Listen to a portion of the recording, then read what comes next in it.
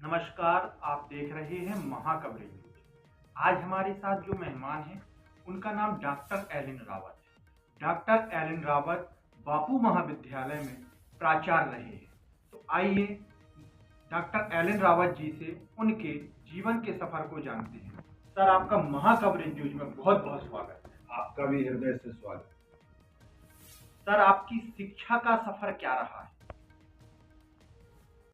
बंधु, मैं यहाँ पास में है जो निकटतम उत्तर प्रदेश का गांव है खमा, वहाँ से प्राइमरी परीक्षा उत्तीर्ण करके सन 66 में नौगांव हायर सेकेंडरी से प्रथम श्रेणी में उत्तीर्ण करने के पश्चात महाराजा महाविद्यालय छतरपुर में मैंने प्रवेश किया। संस्कृत विषय से प्रथम श्रेणी में प्रथम रीवा विश्वविद्यालय से उत्तीर्ण करने के बाद साथ में लॉ भी पहले विश्वविद्यालय की तरफ से LLB की भी परीक्षा देने की अनुमति होती थी। तो 72 में मैंने लॉ किया और 1992 में पुनः प्राइवेट रूप में हिंदी में MA प्रथम श्रेणी से उत्तीर्ण। भारतीय संस्कृति की परंपरा के लिए आपके परिवार की 3 पीढ़ियों ने क्या कार्य किए हैं? मेरे स्वर्गीय पिता पंडित श्री अवध किशोर शास्त्री जी संस्कृत के प्रकांड विद्वान थे। तो संस्कृत भाषा के प्रति जो अभिरुचि मुझे जन्म से ही प्राप्त हुई है, उन्होंने भी समाज सेवा के लिए रामायण,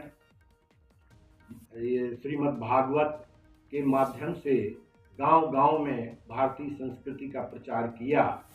और वो दक्षिणा न लेकर के, जब श्रीमद् भागवत पढ़ते थे तो दक्षिणा न लेकर के पशुओं के लिए सूखा घास लिया करते थे और जिस गांव में भागवत करते थे वहाँ की गायों को खिलाते थे और जितना शेष बचता था वो हमारे गांव की जो गायें होती थी, जानवर होते थे, यहाँ तक कि वो कुत्तभोज के प्रति भी उनकी बड़ी अभिरुचि थी। गांव-गांव के जो व्यर्थ के कुत्ते हैं उनको भी जो है भोजन कराया करते थे। जहाँ तक मेरा प्रश्न है तो मैं संस्कृत विषय का होने के कारण भारतीय ज्ञान परंपरा से जुड़ना स्वाभाविक है और इसी के क्योंकि मध्य प्रदेश शासन ने साथ साथ केंद्रीय सरकार ने भारतीय शिक्षा में हमारी जो ज्ञान परंपरा है, वेदों की परंपरा, जिनको हम भूल चुके हैं, उनको भी जोड़ने का प्रयास किया है। आपकी तीसरी पीढ़ी तो जैसे आप हुए, तीसरी पीढ़ी का क्या योगदान है? मेरे भी एक पुत्र, 2 पुत्रियां हैं। तीनों विषय में हिंदी, संस्कृत और अंग्रेजी में तीनों बच्चों ने MA की परीक्षा उत्तीर्ण की है।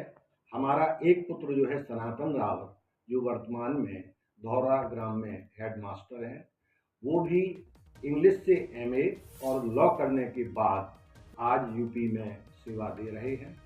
नगर में जितने भी सामाजिक कार्यक्रम होते हैं निश्चित रूप से उसमें पूर्ण सहयोग रहता है, जैसा कि मुझे ये लोगों से जानकारी करने की होती है। आप हमें ये बताइए कि आप चूंकि संस्कृत भाषा के प्रोफेसर रहे हैं, तो आज जो सरकार संस्कृत भाषा को आगे बढ़ाने का कार्य कर रही है, उस पर आप क्या कहना चाहेंगे? यही सबसे बड़ी विडंबना है कि यदि हमें भारतीय ज्ञान परंपरा को आगे बढ़ाना है, जैसा कि हमारी केंद्र सरकार ने उच्च शिक्षा में नई शिक्षा पद्धति के अंतर्गत समस्त विश्वविद्यालयों को, महाविद्यालयों को भारतीय ज्ञान परंपरा से जोड़ने का प्रयास किया है, किंतु जितना भी साहित्य है, वेद है, पुराण है, महाभारत है, रामायण है, वाल्मीकि रामायण है, सब संस्कृत भाषा में है। और जैसा कि मैं देखता हूँ हायर सेकेंडरी में कोई भी बच्चा 8वीं या 10वीं तक ही संस्कृत लेने के लिए बाध्य है। जब वो इंटर की परीक्षा देता है तो उसके लिए संस्कृत विकल्प विषय हो जाता है। ये सबसे बड़ी विडंबना है कि जिस चीज़ का हमें प्रचार प्रसार करना है वहाँ प्राथमिक लेवल से लेकर के उच्च शिक्षा तक संस्कृत का प्रचार प्रसार होना चाहिए। जैसा कि अभी शासन ने इस पर ध्यान दिया है, किंतु जिस प्रगाढ़ता से संस्कृत के प्रति रुझान होना चाहिए वो अभी नहीं दिख पा रहा है। और आपको ज्ञान परंपरा के अध्ययन करना है तो संस्कृत परम आवश्यक है, ट्रांसलेटर उसको पूरा नहीं कर सकता। जैसा कि आप एनसीसी के शिक्षक रहे हैं, तो आप दर्शकों को ये बताइए कि आप एनसीसी में किस रैंक पर रहे हैं और छात्रों के लिए को एनसीसी क्यों जरूरी है? क्या है कि व्यक्ति का यदि शरीर स्वस्थ है तो मन भी स्वस्थ रहेगा, नहीं तो शरीर की पीड़ा से मन भी दुखी हो जाता है। इसी दृष्टिकोण को लेकर के मैंने एनसीसी को ज्वाइन किया 1980 में, और लेफ्टिनेंट की ट्रेनिंग पाकर के अंतिम जो रैंक है मेरा मेजर से मैं रिटायर्ड हुआ 2008 में। क्योंकि व्यक्ति के लिए और राष्ट्र के लिए, दोनों के लिए स्वस्थ सैनिक और सेवक परम आवश्यक है। तो छात्रों में उनके शरीर की स्वस्थता, मन की स्वस्थता, साथ में देश के प्रति राष्ट्रीय प्रेम जागरण करने के लिए राष्ट्रीय एकता और अनुशासन के रूप में बच्चों में कूट कूट करके भावना का भरना मेरा परम कर्तव्य रहा है। और मेरे कई छात्र आज भी आर्मी में अच्छे रैंक प्राप्त करके रिटायर्ड होकर के देश की सेवा करके और अपना जीवन यापन कर रहे हैं। आप जिस समय बापू महाविद्यालय में प्रोफेसर और प्राचार्य रहे हैं, उस समय की शिक्षा में क्या था और आज की शिक्षा में क्या सुधार हुआ है और क्या सुधार होना चाहिए, और विद्यार्थियों के बारे में भी बताइए। देखिए, पहले बापू महाविद्यालय ये जुलाई महात्मा गांधी की जन्म शताब्दी थी, 1967 जुलाई में प्रारंभ हुआ। उस समय यहाँ केवल 55 छात्र थे, किंतु आज जब इसका विकास हुआ, प्रधानमंत्री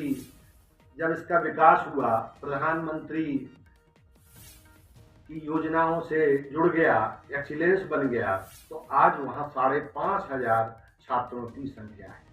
तो कम छात्रों को हम लोग कम संख्या में शिक्षक होने के बाद भी अच्छी शिक्षा दे पाते थे। संपूर्ण समय पढ़ाने में ही जाता था।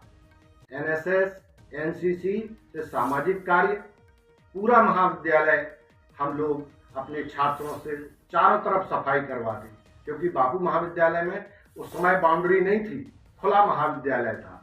लेकिन परीक्षा, शिक्षा दोनों पे बहुत जोर देते थे। जो भी हमारा छोटा सा स्टाफ था, हम लोग बड़ी लगन से बच्चों को उनके विषय की पूर्ति करते थे। एक अच्छे नागरिक समाज के लिए अच्छे शिक्षक, अच्छे विचारक हम लोगों ने प्रदान किए।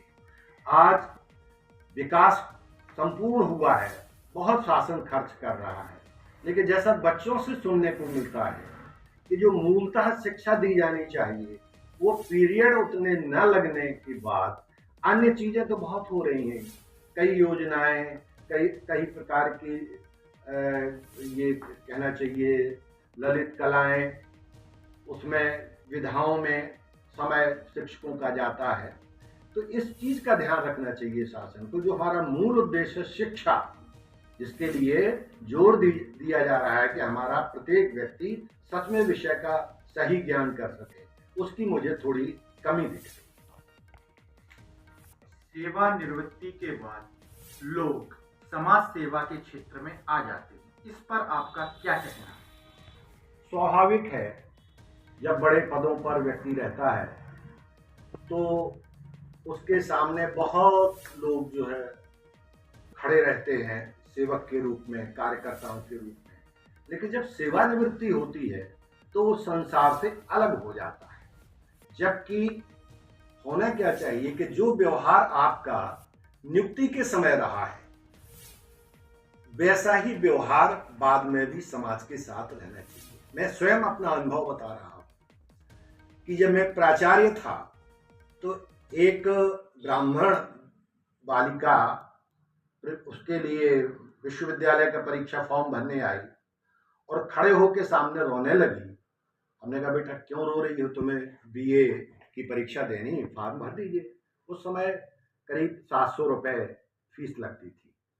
बोली सर हमारे पिताजी मजदूरी करते हैं। तो जैसे ही उसने कहा कि हमारे पिता मजदूरी करते हैं, तो मेरे जो हृदय की करुणा वाल्मीकि जैसी एकदम बाहर निकल पड़ी और मेरे आंसू आ गए। उस कन्या से मैंने कहा कि बेटा तुम अब हमारी बेटी हो, भले तुम्हारे पिता कुछ भी कहते हो या करते हो, लेकिन तुम्हें आगे पढ़ना है, बढ़ना है। जो भी फीस है वो मैं दूंगा। और मैंने अपने बाबू को बुला करके उससे ये कहा कि इस बच्ची को ये मत व्यक्त होने देना कि इसका पिता मजदूर है, इसकी सारी शुल्क जो है मैं दूंगा। आप आकाशवाणी में भी कार्यरत रहे हैं, तो उस समय का आपका क्या एक्सपीरियंस रहा है, आप दर्शकों को? आप संस्कृत के विद्वान हैं, मैं चाहता हूं कि संस्कृत वार्ता के रूप में कुछ विचार यहाँ रखे जाए। मैंने कहा भाई साहब जैसा आप आदेश देंगे मैं उसके लिए तैयार हूँ। तो विषय वो दिया करते थे हमको, नए नए समाज के विषय, राष्ट्र के, संस्कृत के, राजनीतिक विषय। और मैं 9:05 पर 5 मिनट के लिए संस्कृत में आकाशवाणी छतरपुर पर बोलता रहा और करीब 4-5 वर्ष मैंने वहाँ कार्य किया और सब लोगों ने उस कार्यक्रम को बहुत ही सराहा। हमारा आखिरी सवाल है, नौगांव का विकास जो धीमी गति से हो रहा है, इस पर आपकी क्या प्रतिक्रिया है? देखिए शास्त्र कहता है संघौ शक्ति कलयुगी। कलयुग में यदि आप संगठित रहेंगे तभी कोई समृद्धि की ओर बढ़ सकेंगे। जैसा मैं देख रहा हूं, किसी के ऊपर कोई टीका टिप्पणी नहीं है, कि जो राजनीतिक चेतना है उसमें अंतर्द्वंद्व अधिक है। चाहे कोई भी हो, शीर्ष का नेता हो, नीचे के निम्न स्तर के कार्यकर्ता हो, उनमें वैचारिक मतभेद है। तो जब तक हमारा नौगांव नगर ये सब चीजें भुला करके, कंधे से कंधा मिला करके और नौगांव के लिए कुछ नहीं करेंगे, तो ऐसे ही विवाद जो है चलते रहेंगे। एक नेता आगे बढ़ेगा, दूसरा उसकी टांग खींचेगा। मैं नाम नहीं लेना चाहता हूं, उसकी आवश्यकता भी नहीं है, लेकिन हमारा जो प्रबुद्ध समाज है वो ये सब समझता है कि जब तक यहाँ राष्ट्रीय चेतना के लिए हमारे नेतृत्व, शीर्ष नेतृत्व के साथ नहीं जुड़ेगा, तब तक नौगांव का विकास नहीं हो सकता। हमारे यहाँ नेवी रही, आर्मी रही है, पूरा सेंटर खाली पड़ा हुआ है। मैंने 2-3 पत्र मुख्यमंत्री को भी दिए, प्रधानमंत्री को भी दिए, राष्ट्र रक्षा मंत्री को, कि हमारे यहाँ यूनिट खाली है, भाई आप एक यूनिट कोई सेना यहाँ रख दें, तो नौगांव का बाजार का भी विकास होता है, समाज की भी सुरक्षा रहती है। आपको याद हो इंदिरा गांधी कांड में जब बिहार से कुछ आतंकवादी आए, तो हमारे यहाँ जो सिग्नल यूनिट थी, कर्नल दास गुप्ता ने उनको यहाँ दौरिया में पूरे 65 के 65 आतंकवादियों को पकड़ लिया था। एक तरह से समाज की सुरक्षा, नौगांव की सुरक्षा भी आवश्यक है। हम आपसे जानना चाहेंगे कि पहले यहाँ लॉ की कक्षाएं भी लगती थी और किन कारणों से इन्हें बंद कर दिया गया है और कितने से कितने वर्ष तक चली? ये मैंने जब 1971 में एमए प्रथम श्रेणी किया और 72 में लॉ भी उसी विश्वविद्यालय, क्योंकि उस समय सुविधा थी, तो महाराजा महाविद्यालय में मेरी नियुक्ति हो गई। किंतु यहाँ बापू महाविद्यालय में संस्कृत की पोस्ट खाली हुई और यहाँ लॉ ही चलता था उस समय में। तो मुझे जो है हमारे प्राचार्य ने इस विषय को लेकर के कि भाई हमको एक ऐसा शिक्षक मिल जाएगा कि जो दिन में संस्कृत पढ़ाएगा और नाइट में लॉ, या नाइट की कक्षाएं चलती थी। और ये 73 से सन 76 तक LLB की कक्षाएं 7 बजे रात्रि से 9 बजे रात्रि तक होती थी। किंतु बीच में फिर एक ऐसा आदेश आया supreme court, bar council of India से, कि जहां डिस्ट्रिक्ट है वहां पर ही लॉ संचालित किया जाए, बाकी जो ब्रांच शाखाएं हैं उनको बंद कर दिया जाए। उन कारणों से ही विवश होकर के कक्षाएं बंद करनी पड़ी। उन छात्रों में आज भी हमारे बापू महाविद्यालय के 2 छात्र डिस्ट्रिक्ट जज से रिटायर्ड हुए हैं। ये बहुत बड़ी हम लोगों के जैसे कहना चाहिए उपलब्धि है। महेश सोनी और अशोक तिवारी ये जिला जज बनने के बाद अपनी सेवानिवृत्ति में गए। ऐसी खबरों को देखने के लिए देखते रहिए महाखबरें न्यूज।